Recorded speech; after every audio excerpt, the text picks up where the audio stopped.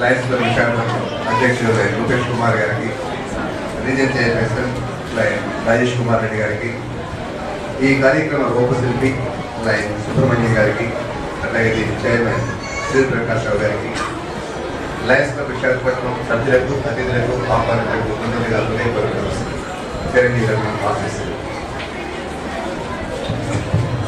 చిన్నపిల్లలు, మీరు మాట్లాడకుండా ఉంటే చిన్న కథ చెప్తాను మధ్యలో, మాట్లాడితే కథ ఓకే.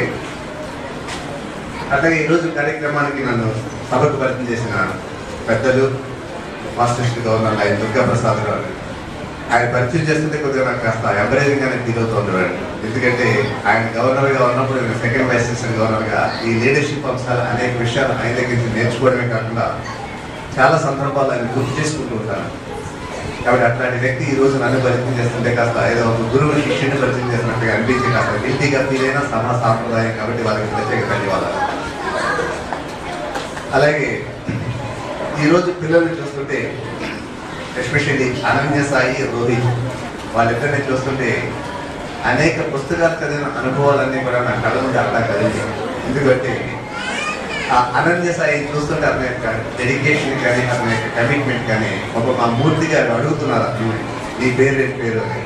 ఆ మూర్తి గారు అంత పెద్ద పర్సనాలిటీ ఏమన్నా సరే పట్టించుకోలేదు, ఎంత చూశాడు మళ్ళీ అడిగారు నీ పేరు ఏంటి పేరు అన్నాడు.